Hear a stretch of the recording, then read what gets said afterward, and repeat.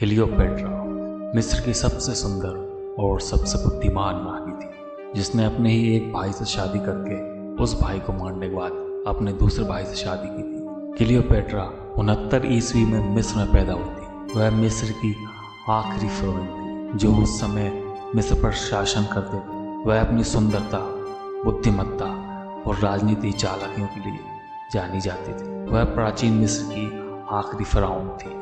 Cleopatra को उसकी राजनीतिक सहमति के लिए जाना जाता है। उसने उस समय काफ़ी शक्तिशाली लोगों से अपने संबंध बनाए हुए थे, जैसे जूलियस सीजर और मार्क एंटोनी। उनके इन संबंधों ने रोम और मिस्र के इतिहास में महत्वपूर्ण भूमिका निभाई थी। राजनीतिक दक्षता के बावजूद क्लियोपेट्रा का निजी जीवन काफ़ी अस्थिर था।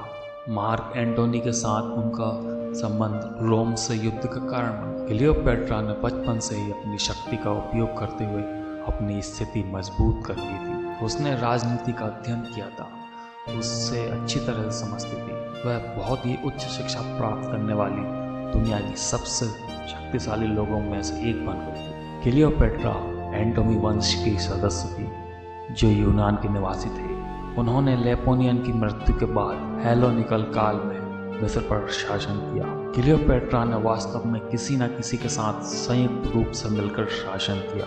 आरंभ में अपने पिता के साथ और बाद में अपने भाइयों के साथ मिलकर। उसका विवाह मिस्र में सदियों से चली आ रही परंपरा के अनुसार अपने भाइयों के साथ ही हुआ था, जिसका प्रमुख कारण था कि उनका शासन किसी और के हाथ में ना जाए। परंतु विवाह के उपरांत ही क्लियोपेट्रा को अपनी स्थिति कमजोर दिखाई देने लगी।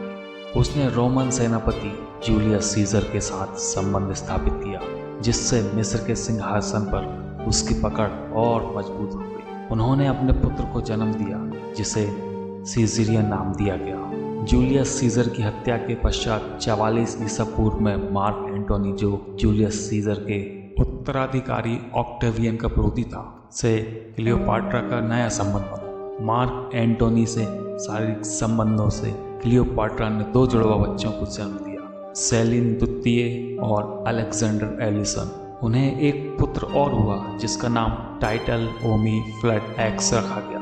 क्लियोपेट्रा के भाई के साथ संबंध से कोई संतान नहीं हुई। ऑक्टेवियन ने सैन्य बल के साथ अंत में कई और युद्ध में हारने के बाद मार्क एंटोनी ने आत्महत्या कर ली। जब क्लियोपेट्रा 17 वर्ष की थी तभी उसके पिता की मृत्यु हो गई थी।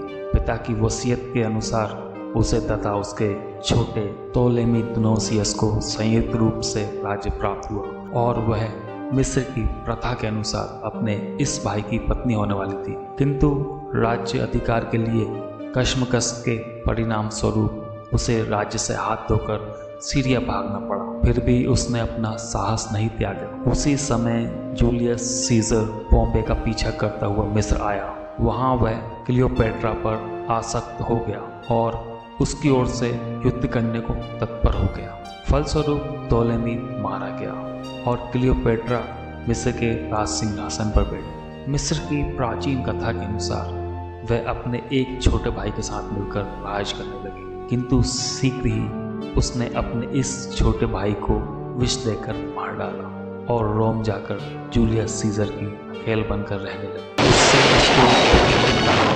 किंतु रोम वालों की सम्मति किसी प्रकार से नहीं पसंद आई। सीजर की हत्या कर दी गई और उसके बाद क्लियोपेट्रा मिस्र वापस चली गई। क्लियोपेट्रा की मृत्यु भी जहर खाने से ही हुई थी। क्लियोपेट्रा की मृत्यु के बाद उसके बेटे केसरियों ने भी दुनिया के इतिहास में अपनी छाप छोड़ी। उन्होंने रोमन साम्राज्य के खिलाफ लड़ाई जारी रखी। उसकी बड़ी